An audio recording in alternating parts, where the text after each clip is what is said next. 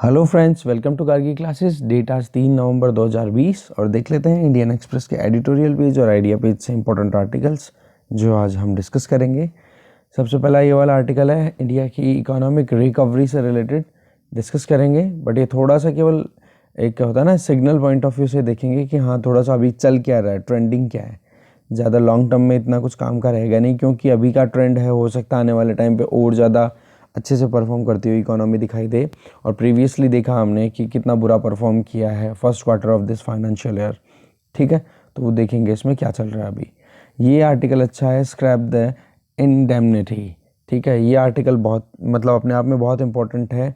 एक तो इनइक्वालिटी से रिलेटेड, एक वुमेन एम्पावरमेंट से रिलेटेड आप इनको देख सकते हो, और किस तरीके से जो एक स्टीरियोटाइप जो चला हुआ आता है वुमेन को लेके, उसको उसके बारे में हम जानने की कोशिश करेंगे कि क्या अभी करंट सिनेरियो है और किस तरीके से ये फिर से हम बात कर रहे हैं। और आज के टाइम पे हाथरस जैसे केसेस हो रहे हैं जहाँ गैंग रेप हो रहे हैं दलित गर्ल्स के साथ में, उन केसेस का क्या कहना, जब पॉलिटिकल लीडरशिप में ही कहीं ना कहीं वुमेन को लेकर के एक कहते हैं ना कि सेंसिबिलिटी नहीं है, राइट। तो वो जानने की कोशिश करेंगे। ये आर्टिकल काम का नहीं है, ये आर्टिकल काम का नहीं है, ये आर्टिकल काम का नहीं है। नेक्स्ट आइडिया पेज पे अगर आप देखें तो ये आर्टिकल अच्छा है, आउटसाइड द क्वाड। और दूसरा इस आर्टिकल को थोड़ा सा समराइज़ करेंगे यहाँ से, क्योंकि इनिशियली इन 2 पैराग्राफ में देखो यहाँ पे पॉलिटिक्स है कि बिहार में इलेक्शन किस तरीके से चल रहे हैं, क्या पूरा प्रोसेस है, वो इतना ज़्यादा ज़रूरी नहीं है। बट ये जो पैराग्राफ्स है ना, ये पैराग्राफ्स इंपॉर्टेंट है, इनको हम डिस्कस करेंगे। ये यहाँ पे द प्लूरल सैफ्रन, अभी जो दशहरा गया है, विजयादशमी, तो उस पर आरएसएस को लेकर के, हिंदुत्व को लेकर के आर्टिकल है, ये बिल्कुल काम का नहीं है हमारा। तो इस तरीके से 3 आर्टिकल पूरे और एक आर्टिकल थोड़ा सा डिस्कस करेंगे। ठीक है, तो चलिए स्टार्ट करते हैं। फर्स्ट आर्टिकल है गार्डेड ऑप्टिमिज्म। अभी हम देखें कि किस तरीके से हमारी इकोनॉमिक एक्टिविटीज़, इंडिया की पर्टिकुलरली बात करें तो किस तरीके से वो बिल्कुल डीप में चली गई थी, डेप्थ तक पहुंच गई थी। कहने का मतलब रिकवरी का स्कोप नहीं, इकोनॉमी बहुत पुअरली परफॉर्म करती हुई दिखाई दे रही थी। ये आपने अच्छे से नोटिस किया था जब लॉकडाउन लगाया गया था। पर अभी जो है वो सीक्वेंशियल आपको इम्प्रूवमेंट देखने को मिल रहे हैं इकोनॉमिक एक्टिविटीज़ में और कुछ इंडिकेटर्स में, कि किस तरीके से पिछले कुछ महीनों में हमारी इकोनॉमी धीरे धीरे नॉर्मलाइज होती हुई दिखाई दे रही है। तो कुछ लीडिंग इंडिकेटर्स हैं, जैसे कि कई बार जिसमें सबसे इम्पॉर्टेंट है कि एग्रीगेट डिमांड भी कहीं ना कहीं इम्प्रूव होती हुई दिखाई दे रही है, तो सप्लाई भी कहीं ना कहीं इम्प्रूव होती दिखाई दे रही है। तो ये जो इम्प्रूवमेंट है ये कहीं ना कहीं लॉकडाउन को ईजी किया जा रहा है ना, कि लॉकडाउन में जो रेस्ट्रिक्शंस थी उनको थोड़ा थोड़ा रिलीज़ किया जा रहा है, उसका आउटकम देखने को मिल रहा है। इसके अलावा थोड़ा सा हमें यहाँ पर कॉशियस रहने की भी ज़रूरत है इन सारे नंबर्स को इंटरप्रेट करते टाइम पे, क्योंकि अभी आप देखोगे कि जितना कुछ भी आप एक्टिविटीज़ में देख रहे हो, तो जिसमें हाई कॉन्टैक्ट सर्विस सेक्टर है ना, जैसे कि आप देखोगे हॉस्पिटैलिटी, एयरलाइन, टूरिज़्म, ये तो बिल्कुल लैग कर रहे हैं। इवन इंडस्ट्रियल सेक्टर है वो भी ग्रोथ रजिस्टर कर रहा है, एग्रीकल्चर सेक्टर है वो भी ग्रोथ रजिस्टर कर रहा है। बट हाई कॉन्टैक्ट सर्विसेज है ना, ये अभी भी लैग कर रही है। ये चीज़ हम बहुत बार देख चुके हैं। तो रिवाइवल जो है वो कहीं ना कहीं डिपेंड ये करता है कि वायरस को कितना और अच्छे से कंटेन किया जा सकता है। ऐसे नहीं कि वायरस को इग्नोर कर दिया और इंडिकेटर्स अच्छा परफॉर्म कर रहे हैं, दैट मीन्स कि इकोनॉमी अब नॉर्मल 100% नॉर्मल हो गई। वो चीज़ अभी कहीं नहीं जा सकती। इसके अलावा आप देखोगे प्रोडक्शन साइड में, तो प्रोडक्शन साइड में सिंपल सा ये है कि एक कंटिन्यूइंग पिकअप दिखाई दिया जा रहा है सप्लाई साइड से। निक्केई मैन्युफैक्चरिंग परचेजिंग इंडेक्स जो है, मैनेजर इंडेक्स जो है, वो भी कहीं ना कहीं ये चीज़ शो कर रहा है। दूसरी तरफ आप देखोगे तो अक्टूबर में 58.9 पॉइंट तक ये राइज हुआ है। तो अक्टूबर मंथ में तो आप जीएसटी भी देखोगे तो जीएसटी कलेक्शन भी बहुत ज़्यादा हुआ है, लगभग आप देखोगे तो 1 लाख मतलब 1,05,000 करोड़ के लगभग। तो अपने आप में एक अच्छा राइज है, जो कि प्रीवियस 8 मंथ्स में बहुत ज़्यादा है।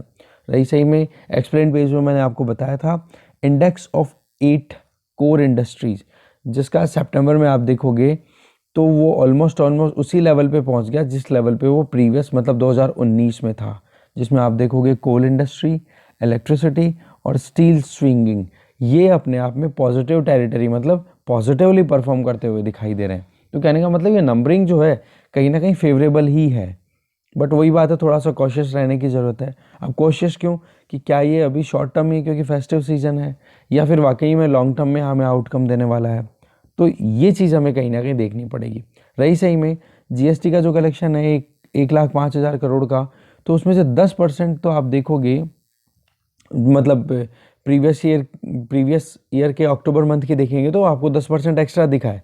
बट आप देखोगे कि सितंबर 30 तक जो इनपुट टैक्स क्रेडिट जो क्लियर करना था, वो भी कहीं ना कहीं इस 1,05,000 करोड़ रुपए से किया जाएगा। तो कहने का मतलब अभी थोड़ा सा ये रिड्यूस और होगा, क्योंकि इनपुट टैक्स क्रेडिट का आपको अगर जीएसटी की मैकेनिज्म आपने देख ली है तो उसमें आपको समझ में आता है कि किस तरीके से टैक्स कैस्केडिंग को अवॉइड करने के लिए ये सेगमेंट आता है, और किस तरीके से जीएसटी में टैक्स को डबल होने से रोका जाता है। ठीक है, तो उसको बोला जाता है टैक्स इनपुट टैक्स क्रेडिट। रही सही में रीसेंट रिपोर्ट्स को हम देखें तो हमारे यहाँ पे 4 व्हीलर 2 व्हीलर इनकी जो सेलिंग है वो भी कहीं ना कहीं बढ़ती जा रही है। चाहे वो अलग अलग मारुति सुजुकी का डेटा देखो या फिर हीरो मोटोकॉर्प का देखो, हर तरीके से मतलब कहीं ना कहीं एक्स्ट्रा एक्टिविटीज़ दिखाई दे रही है, चाहे वो अर्बन रीजन हो या फिर सेमी अर्बन रीजन हो। इसी तरीके से रेलवे फ्रीट की अगर बात करें तो वहाँ पर भी रेवेन्यू अब धीरे धीरे बढ़ता हुआ दिखाई दे रहा है। अक्टूबर में डीजल सेल है वो भी इंक्रीज होती हुई दिखाई दे रही है। कहने का मतलब ये है कि कैसे भी करके आप देखोगे तो ये डेटा आपको फेवरेबल दिखाई देता है। तो आपको ये सीक्वेंशियल इंप्रूवमेंट जो दिखाई दे रहा है इकोनॉमिक एक्टिविटीज़ में, ये कहीं ना कहीं एक प्रिलिमिनरी रिजल्ट ही है, क्योंकि आप देखोगे कॉरपोरेट्स हैं वो भी अच्छा परफॉर्म करते हुए दिखाई दे रहे हैं। और ये ऑलमोस्ट सेकंड क्वार्टर की बात करें करंट फाइनेंशियल ईयर में तो कॉरपोरेट्स भी अच्छा परफॉर्म कर कहने मतलब कैसे भी करके आपको प्लस दिखाई दे रहा है। बट पॉइंट ये है कि इस ऑप्टिमिज्म को हमें थोड़ा सा रोकना पड़ेगा, क्योंकि ये इकोनॉमिक एक्टिविटीज़ है ना, ये ऑनगोइंग फेस्टिव सीजन की वजह से है मेन बात। क्या ये लगातार ये मोमेंटम है लगातार बना रहेगा या कुछ दिनों के बाद में बंद हो जाएगा, ये अपने आप में बड़ा सवाल है। दूसरा ये कि कोविड-19 इन्फेक्शन जो है फेस्टिव सीजन के टाइम पे कॉन्टैक्ट और ज़्यादा होंगे तो कोविड-19 केसेस और बढ़ जाएंगे, तो यहाँ पर रिस्क अवर्जन और ज़्यादा बढ़ जाता है। तो उस केस में हमें कहीं ना कहीं थोड़ा सा इस ऑप्टिमिज्म को कंट्रोल करने की ज़रूरत है कि वाकई में ये एक ग्रोथ है जो सस्टेन करेगी, लॉन्ग टर्म तक जाएगी। इसमें ये दो बड़े सवाल है, फेस्टिव सीजन और कोविड-19 इन्फेक्शंस।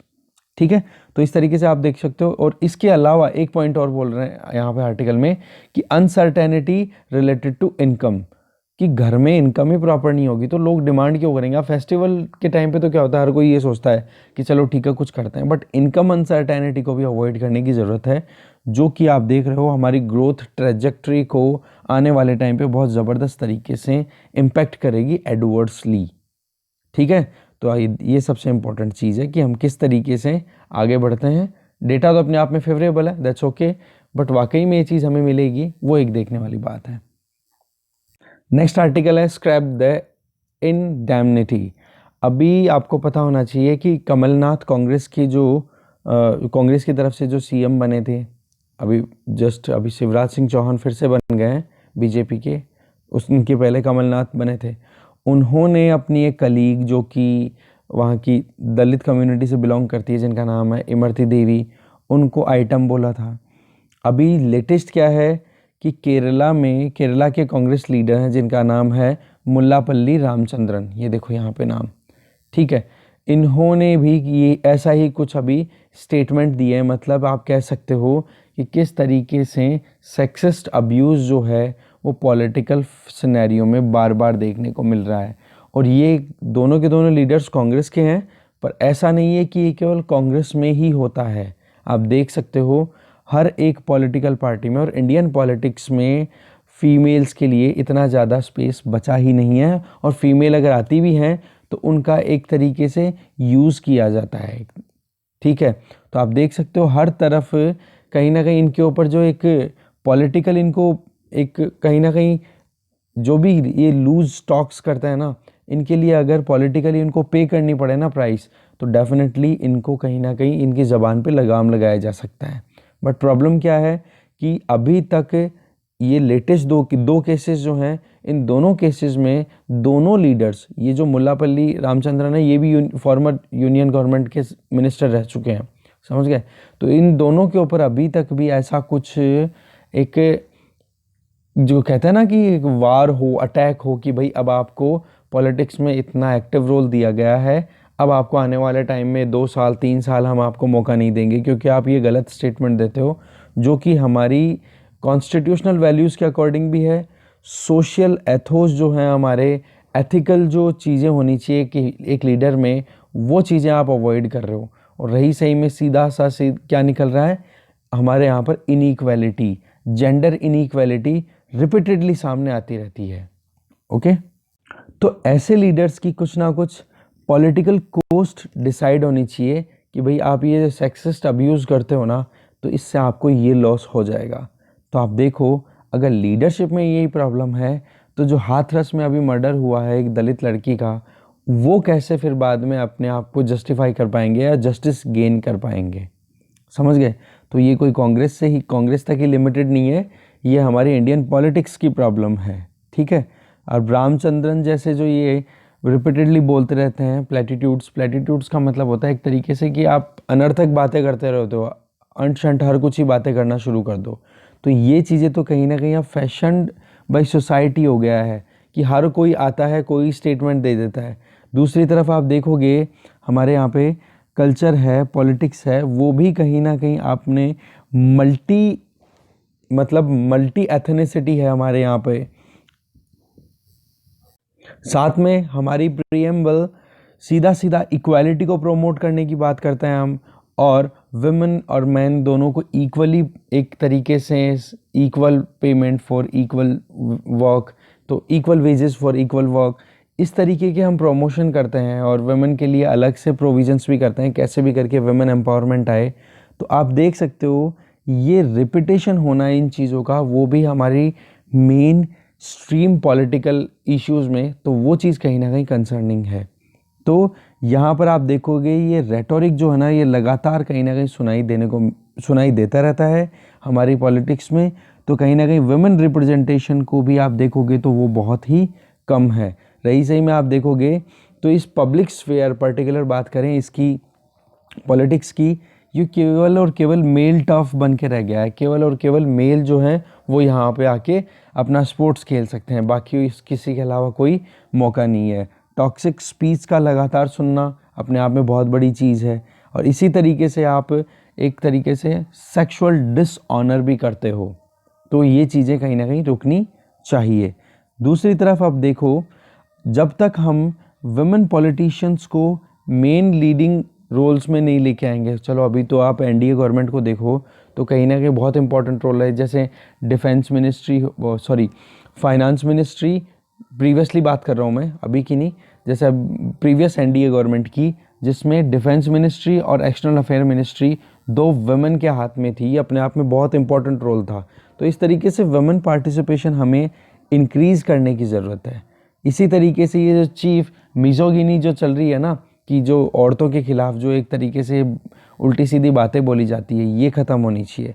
नेशनल पार्टीज़ ये अफोर्ड नहीं कर सकती कि भाई वो आप उनके लीडर्स हर कुछ बोलें और वो कोई एक्शन भी ना ले। तो कहने का मतलब ये है कि पब्लिक स्पेस को डिटॉक्सिफाई करना पड़ेगा, नहीं तो हमारे यहाँ पर अगर लीडर्स ही ऐसा कुछ करेंगे तो फिर फॉलोअर्स अगर कुछ करते हैं, जैसे हाथरस वाला केस है, तो ऐसे केसेस अगर आते रहेंगे तो फिर कोई आशा की कोई किरण ही नहीं है।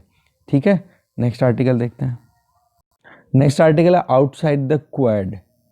ऑस्ट्रेलिया का अभी जो पार्टिसिपेशन होने वाला है अक्टूबर के, अभी इस नवंबर के फर्स्ट वीक में ही मालाबार एक्सरसाइज में, तो वो देख सकते हो अपने आप में एक नया फीचर आ रहा है क्वाड के लिए, और स्पेसिफिकली क्वाड जो है नया फीचर बन गया है इंडो पैसिफिक जियोपॉलिटिक्स के लिए।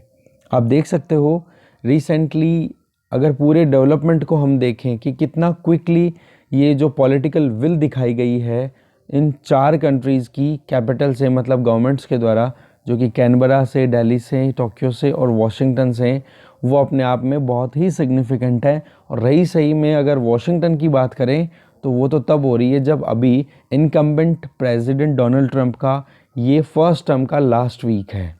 ठीक है, इसके बाद में क्या क्वेश्चन है, किस तरीके से आगे बढ़ेगा, वो चीज़ देखो इस आर्टिकल में क्लियर हो रही है कि कहीं ना कहीं जो कैंपेन चल रहे हैं अमेरिका में इलेक्शंस को लेकर के, उन इलेक्शंस के एक्सर्प्ट से हमें आइडिया लगता है कि किस तरीके से जो बाइडेन है वो भी न्यू वर्ल्ड ऑर्डर की तरफ कहीं ना कहीं टिल्टेड है। रही सही में Donald Trump, working class of USA, ये सारे के सारे उन पे प्रेशर भी बनाएंगे। तो इलेक्शन तो है बट कुछ क्लैरिटी भी है उन स्टेटमेंट्स को अगर अपन स्टडी करें तो।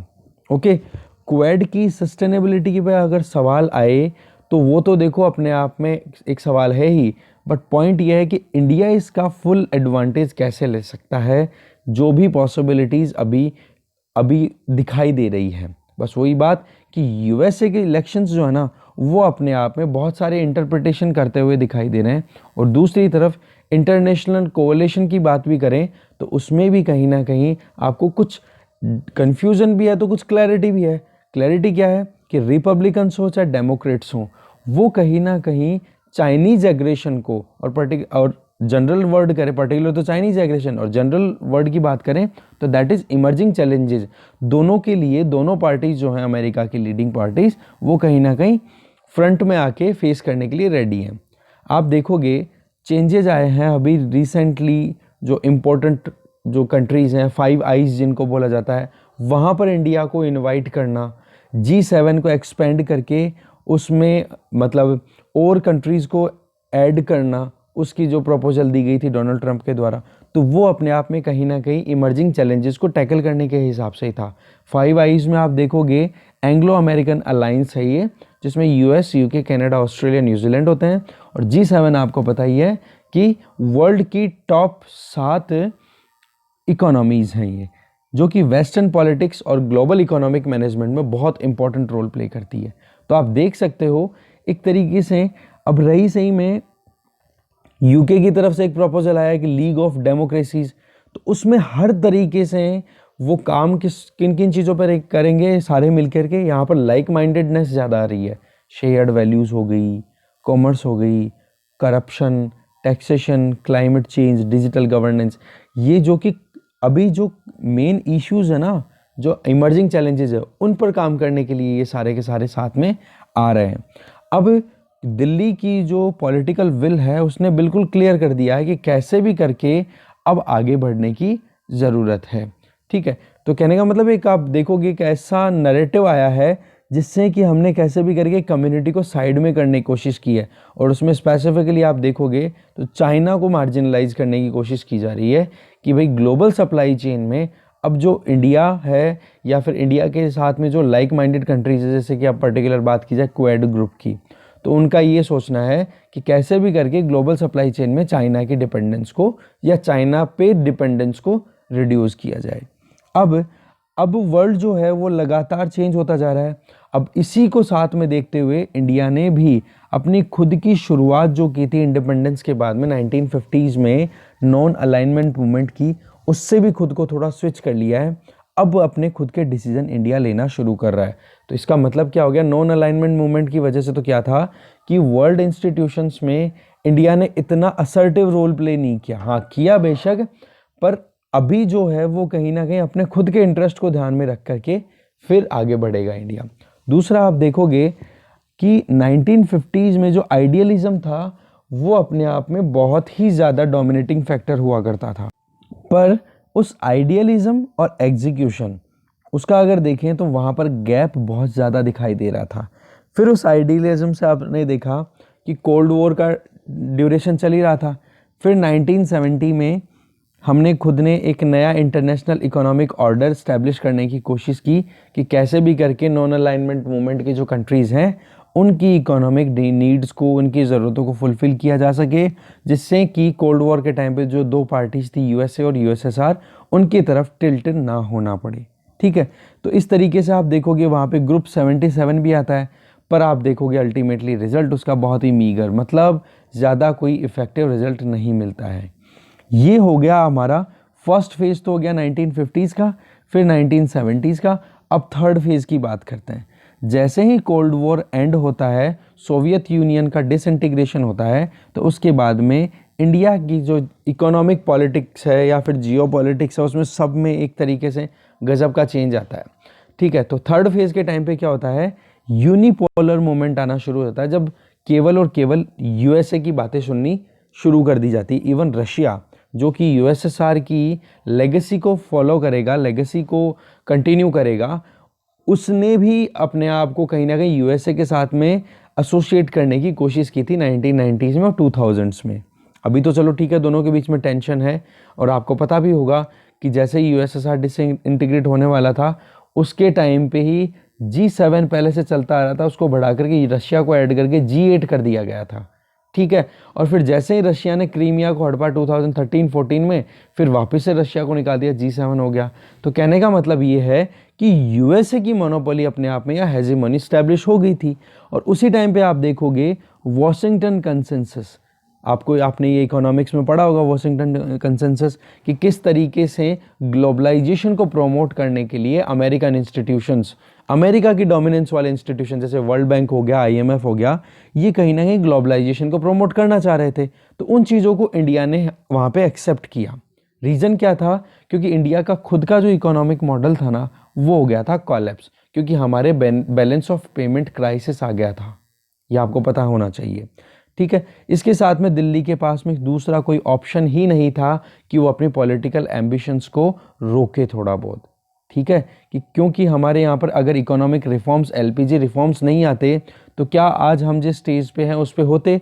हमारी हाल पाकिस्तान जो आज जिस सिचुएशन में है ना, एग्जैक्टली वैसा ही हो चुका था कि हमारे पास में 9 या 10 दिन का केवल इंपोर्ट करने का मतलब फॉरेन एक्सचेंज रिजर्व रह गया था। तो आप देख सकते हो कि वर्ल्ड को अपने आप में किस तरीके से हमारे खुद के इंटरनल अफेयर्स में इंटरफेयर ना करने के लिए हमने हमारी जो इकोनॉमिक पॉलिसीज़ ली थी कि भाई हम सेल्फ सफिशिएंट रहेंगे, दूसरे कंट्रीज़ को या दूसरे कंट्रीज़ की कंपनीज़ को हम इन्वॉल्व नहीं होने देंगे, तो वो सारा फेल हो चुका था। अब इसकी वजह भी क्या थी? देखो मैं आपको बताऊं, 1990 से पहले, क्योंकि हमारे यहाँ पर आपको पता अंग्रेज़ों ने राज किया, तो वो भी तो बाहर की ऐसी कंपनीज ही थी ना जिन्होंने इंडिया में आके इन्वेस्ट किया और रूल किया, फिर अपनी दादागिरी करनी शुरू की। तो हमारा जो कॉलोनियल पीरियड का जो एक्सपीरियंस रहा ना, वो बहुत ही बेकार था। इस वजह से हमने कहीं ना कहीं हमारी इकोनॉमी को क्लोज रखा, पर वो क्लोज इकोनॉमी थी, वो भी कोलैप्स कर गई, तो हमने हमारे डोर्स ओपन किए, ठीक है। दूसरा, हमने हमारी ग्रोथ और डिमांड, मतलब डिमांड ग्रोथ की अगर बात करें, तो हमने धीरे धीरे अपना एंगेजमेंट वेस्ट के साथ में इंक्रीज़ कर दिया। अब आप उसी टाइम पे देखो, वेस्ट के साथ तो इंक्रीज़ हुआ, बट यूएसए जो था वो कश्मीर इशू को लेके और इंडिया के न्यूक्लियर इश्यूज़ को लेकर के कुछ ज़्यादा ही हाईलाइटेड था। तो उस केस में इंडिया को क्या लगा कि अब अगर हमें यूएसए की दादागिरी को रोकना है, तो हमें मल्टीपोलर वर्ल्ड के लिए जाने की ज़रूरत है, क्योंकि यूएसए था अकेला, तो इसलिए वो यूनिपोलर वर्ल्ड था। तो उस टाइम पे फिर इंडिया ने लाइक माइंडेड कंट्रीज़ जो कि यूएसए को कंटेन करने वाले थे, जैसे कि Russia, China, Brazil, south Africa, इनके साथ मिलके ब्रिक्स को इस्टेब्लिश कर दिया। ओके, तो इस तरीके से आप देखोगे कि आप धीरे धीरे यूएसए को कंटेन करने के लिए चाइना के साथ में इंडिया की क्लोजनेस आ जाती है। फिर आप देखोगे कि जैसे जैसे टाइम बीतता है, तो यूएसए का कश्मीर पे और न्यूक्लियर इश्यूज़ पे जो इंडिया राइज कर रहा था अपने खुद के, 1998 में न्यूक्लियर टेस्ट किया था पोखरण 2, उसके बाद में यूएसए ने भी सैंक्शंस लगाए थे, जापान ने भी, ऑस्ट्रेलिया ने भी। तो जैसे ही जॉर्ज डब्ल्यू बुश आए, फिर हमारी सिविल न्यूक्लियर डील हुई यूएसए के साथ में, उसके बाद में हमारे ऊपर जो प्रेशर था कश्मीर और न्यूक्लियर इशू को लेकर के, वो थोड़ा सा रिलीज़ होता हुआ दिखाई दिया। तो आप देखोगे कि किस तरीके से अब आप एक तरफ तो यूएसए का कोलैबोरेशन इंडिया के साथ में इंक्रीज़ हो रहा है, और दूसरी तरफ हमारे टेरिटोरियल और पॉलिटिकल डिस्प्यूट आना शुरू हो जाते हैं चाइना के साथ में। तो अब यहाँ पर ब्रिक्स की रेलेवेंस अब कम होना शुरू हो जाती है, क्योंकि अगर चाइना ही कुछ अड़ंगे लगाएगा, तो उस केस में हम कैसे ब्रिक्स जैसे प्लेटफॉर्म पे हमारी खुद की ज़रूरतों को या हमारी डिमांड्स को पूरा करा सकते हैं, जहाँ पर चाइना बहुत डोमिनेटिंग रोल प्ले करता है। क्योंकि इन चारों कंट्रीज़ की, ब्राज़ील, रशिया, इंडिया और साउथ अफ्रीका, इनकी अगर चारों की इकोनॉमी मिला ले तो भी चाइनीज़ इकोनॉमी बड़ी है। तो वहाँ पर आप कैसे अपने इंटरेस्ट को प्रिजर्व कर सकते हो, प्रोटेक्ट कर सकते हो? This was the big question. रही सही में इंडिया हमेशा से मल्टीपोलर एशिया या मल्टीपोलर वर्ल्ड की डिमांड ही क्यों करता रहा है कि कैसे भी करके एक देश की हेजेमोनी या दो देशों के बीच में लड़ाई नहीं होती रहनी चाहिए। हर एक देश, अगर वही बात, डेमोक्रेटिक एथोस पे बेस्ड होना चाहिए वर्ल्ड ऑर्डर भी, ठीक है। तो इस तरीके से आप देखोगे थर्ड फेज भी यहाँ पे खत्म होता है, क्योंकि अब चाइना से कॉन्फ्लिक्ट हो गया, यूएसए के साथ अलायंस हो गया, तब जाकर के आप यूएसए और चाइना की राइवलरी भी देखते हो। फोर्थ फेज जब शुरू होता है कि एक तरफ तो इंडिया चाइना के बीच में टेरिटोरियल डिस्प्यूट आ रहे हैं, तो दूसरी तरफ यूएसए और चाइना की राइवलरी भी शुरू हो गई। और रही सही में जो डोनाल्ड ट्रंप हैं, उन्होंने तो बहुत ही गजब तरीके से क्रैकडाउन किया है। तो आप देखोगे जो एक पावर कंसेंसस था वो तो ब्रेक डाउन हो गया, जो कि इकोनॉमिक ग्लोबलाइजेशन के सामने। कहने का मतलब आज हर कोई बात किस चीज़ की करता है, इकोनॉमी कितनी बढ़ी, जीडीपी ग्रोथ कितनी आ रही है, कहाँ पर जॉब मतलब एम्प्लॉयमेंट कम है, कहाँ ज़्यादा है। इवन यूएसए की बात भी करते हैं तो वहाँ पर भी एडमिनिस्ट्रेशन को इसी से लेके चेक किया जाता है। तो कहने का मतलब ग्लोबलाइजेशन, इकोनॉमिक ग्लोबलाइजेशन है वो पावर राइवलरीज पे ज़्यादा हावी होना शुरू हो गया। तो आप देखोगे जिस जिस तरीके से चाइना ने अपनी एग्रेशन दिखाई है, वहाँ पर यूएसए ने अपने आप को बहुत स्ट्रॉन्ग बनाने की कोशिश की है लाइक माइंडेड कंट्रीज़ के साथ में आके। अब चाहे रिपब्लिकन्स हो चाहे डेमोक्रेट्स हो, वो बिल्कुल रेडी हैं कि इंटरनेशनल इंस्टीट्यूशंस को रीऑर्डर किया जाए, क्योंकि आपको पता होना चाहिए जिस तरीके से यूनाइटेड नेशन सिक्योरिटी काउंसिल में चाइना अपनी दादागिरी चलाता है, इसी तरीके से आप देखोगे डब्ल्यूटीओ में, डब्ल्यूएचओ में, हर तरफ आप देखोगे तो चाइना कहीं ना कहीं अपने आप को असर्ट करता हुआ दिखाई देता है।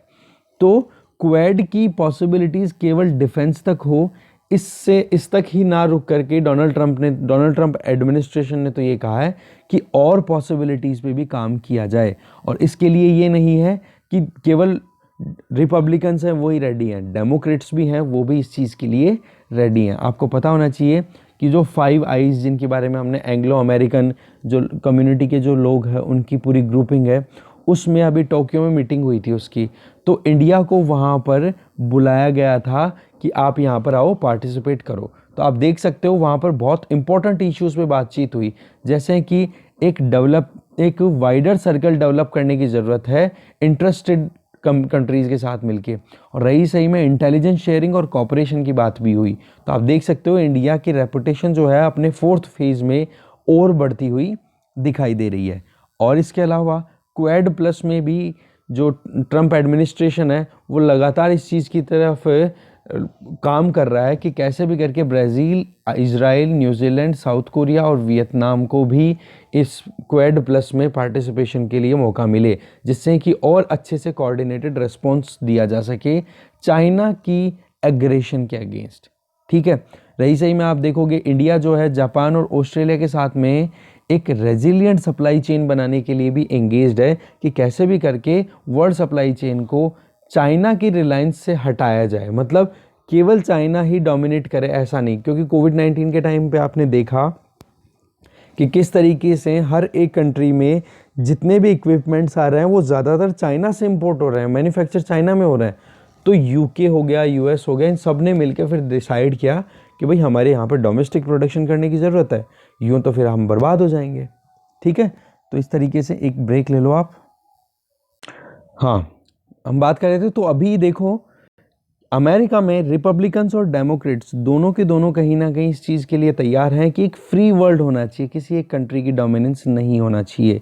इसलिए चाइना के एमरजेंस को काउंटर करने के लिए दोनों रेडी हैं। जैसे कि G7 में एंट्री की बात की थी Australia, India, Russia, south Korea, इनकी, तो इन कंट्रीज़ का भी अपने आप में इम्पोर्टेंट रोल रहे।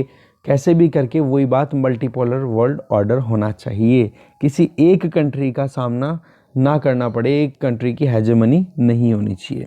अब आप देखोगे पिछले कुछ महीनों में जो कि डोनाल्ड ट्रंप के एडमिनिस्ट्रेशन का लास्ट टाइम है, तो उन्होंने क्लीन नेटवर्क का एक पूरा कैंपेन शुरू किया है कि कैसे भी करके digital platforms, telecom systems, transoceanic cables, even cloud infrastructure में चाइनीज़ सप्लायर जैसे कि हुआवी, ऐसी कंपनीज़ को, या क्लीन नेटवर्क जैसी कंपनीज़, मतलब क्लीन नेटवर्क को बनाने के लिए चाइनीज़ जो बड़ी बड़ी कंपनियां हैं, जैसे 5G नेटवर्क बनाने के लिए हुआवी करके कंपनी है, आपको पता भी है उसका, तो उस कंपनी को बिल्कुल ही डिस्कार्ड कर दिया, बोले इस कंपनी को टेंडर में ही नहीं बुलाएंगे।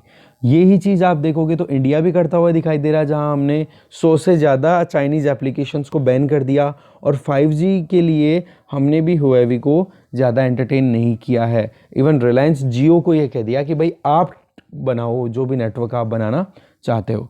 तो इसी तरीके से ब्रिटेन ने भी, आप जानते हो कि एक अपना खुद का प्लान बना रहे हैं कि कैसे भी करके 10 डेमोक्रेसीज का एक ग्रुप बने और वो फिर बाद में बहुत ही सोच समझ के आगे 5G नेटवर्क के लिए, जो कि बहुत सिक्योर हो, सेफ हो, ठीक है, उस पे बेसिस फिर डेवलपमेंट हो, कैसे भी करके चाइना पे डिपेंडेंस को कम किया जाए। ऐसे ही आप देखो फ्रांस हो गया, कनाडा हो गया, इन्होंने इंडिया को बुलाया है कि आप ज्वाइन करो global partnership on artificial intelligence.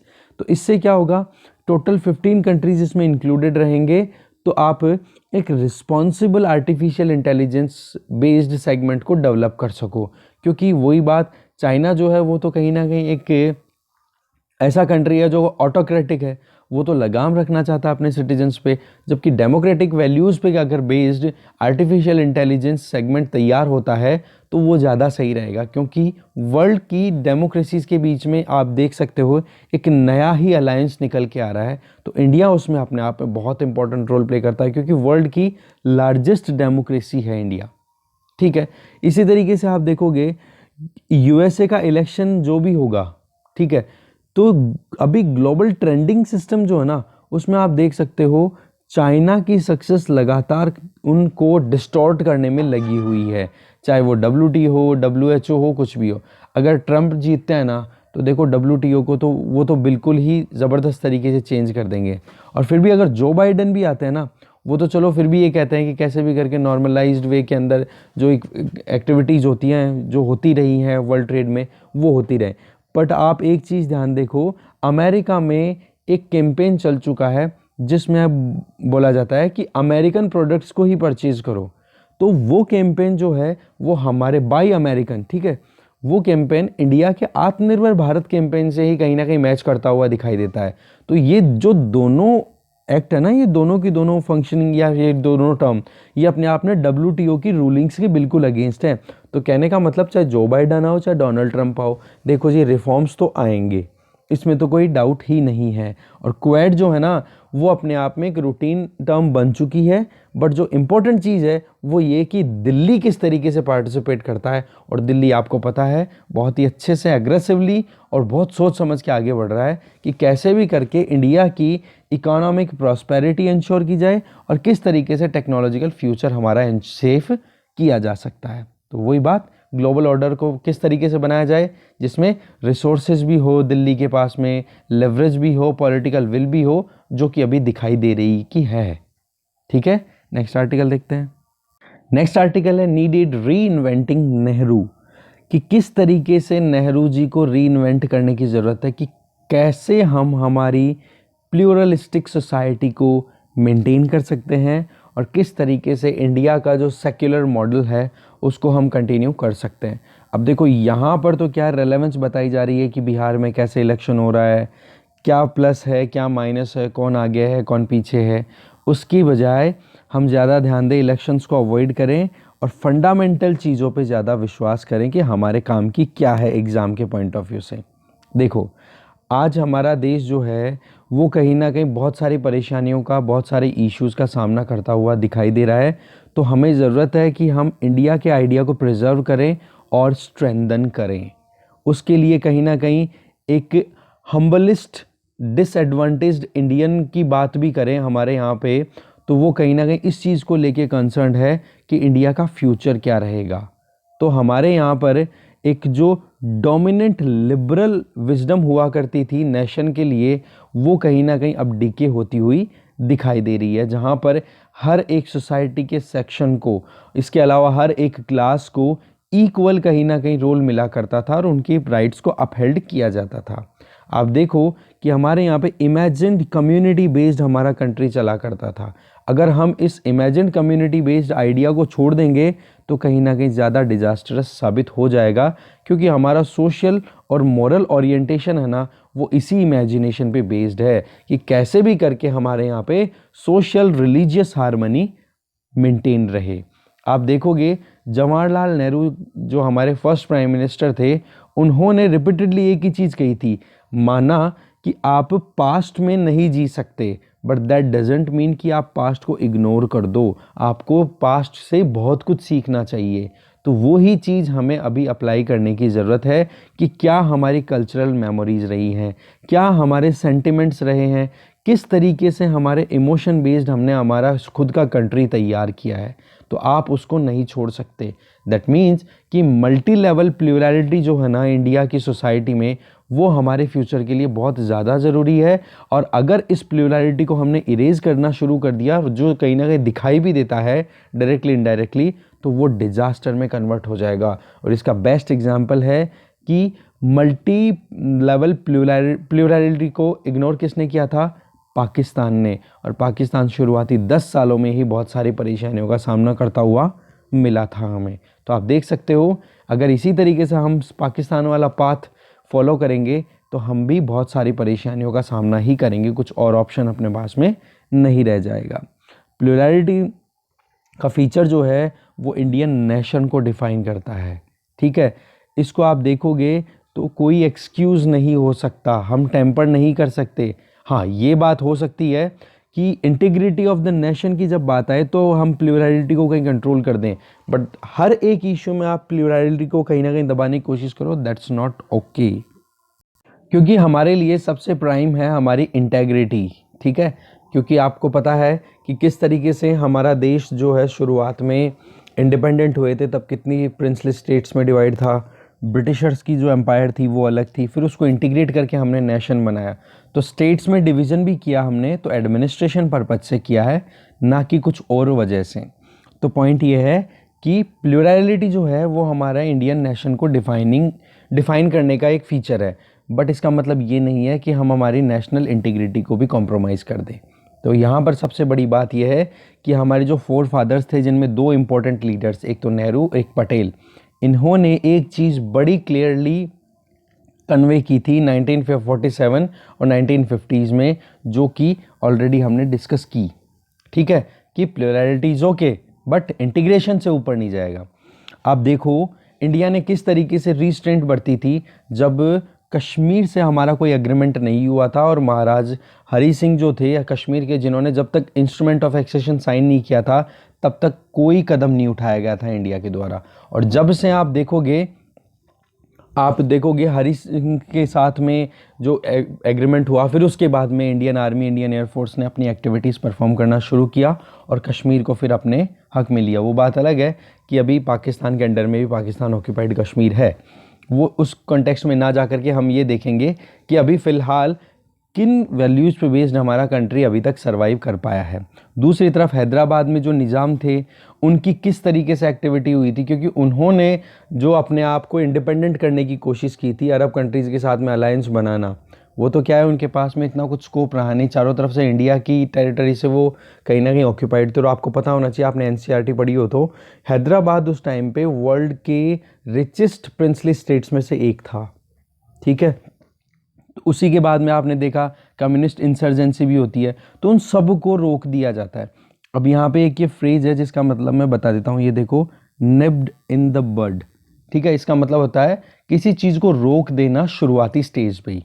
जैसे आप मानो कि कोई कली खिल रही है, ठीक है, तो उस टाइम पे शुरुआत में अगर बर्फ़ पड़ गई तो वो जम जाएगी, जमने के बाद में वो कली टूट जाएगी, ख़राब हो जाएगी। तो निब्ड इन द बड, तो शुरुआत में ही आप देखोगे कि इंडिया ने कितना रेगुलेटेड मैनर में काम किया है।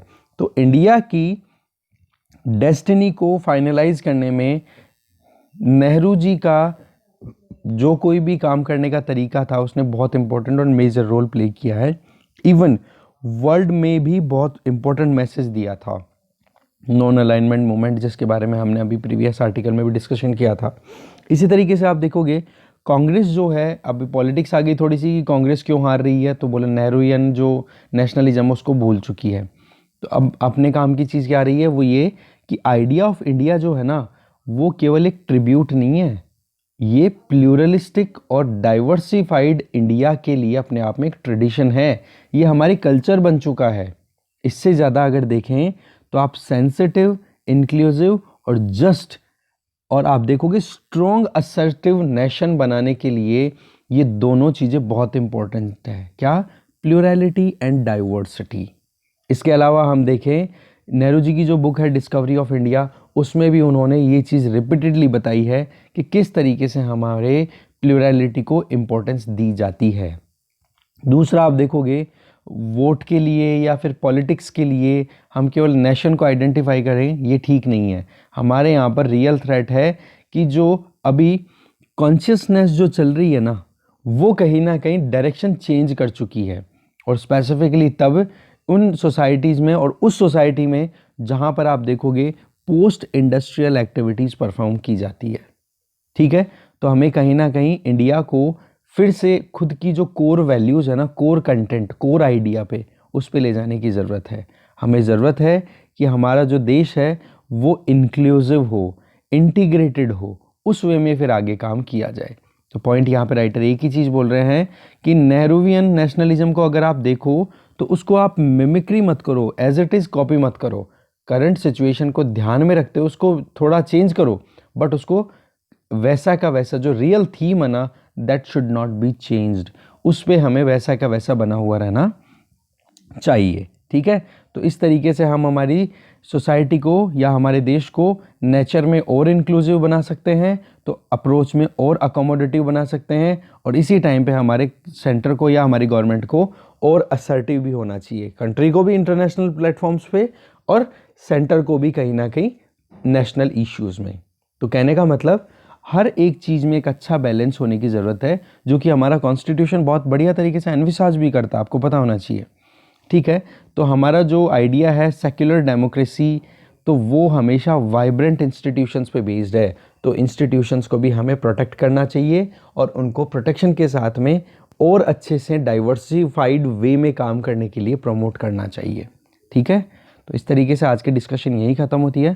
Thank you very much for watching this video.